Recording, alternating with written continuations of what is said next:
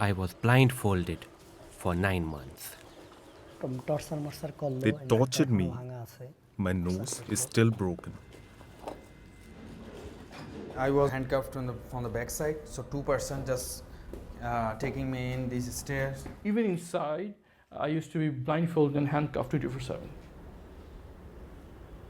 A glimpse into the dark side of Bangladesh. Hundreds of prisons like this, scattered across the country. Detainees languishing, telling similar stories, beaten, tortured, and left in complete darkness. You know, for years, we've heard about these detention centers. This is the first time we're actually taking a look at them. And just look at how tiny this room is, and it's still divided into 7 different cells. Look, I'll just come into this one to show you how small it is. I'm about 5 feet 4 inches tall, and I can stand up straight in this particular one, but I cannot extend my arms all the way out. But if you go just next door to this one over here, take a look. I cannot stand up straight. I cannot extend my arms. And imagine that people spent weeks, months, or even years in these cells.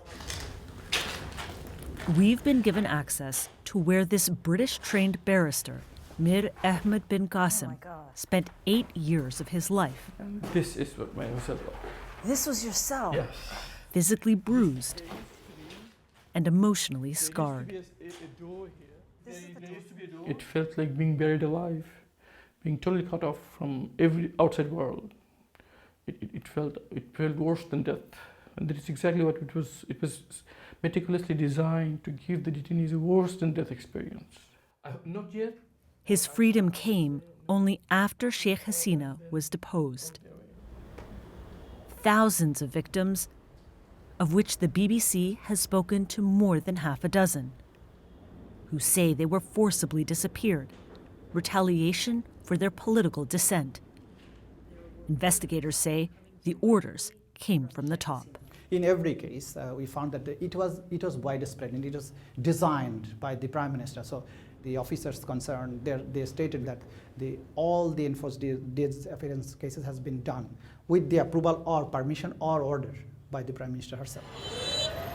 Hasina ruled with an iron fist until anti-government protests forced her out last year. Now her political party says it had nothing to do with them. Security forces operated alone. Forces that continue to serve. Many victims may be free, but they still live in fear. Atakur Rahman Russell, frightened his captors will find him. I fear now that even as I give this interview and talk about being taken by the security forces, they might take me away again out of personal vengeance. The fear is always there. I live in constant fear. I always have to watch my back when I'm traveling. A crucial test for Bangladesh's new but fragile democracy will be getting justice for victims so they no longer live in fear. Samira Hussain, BBC News, Dhaka.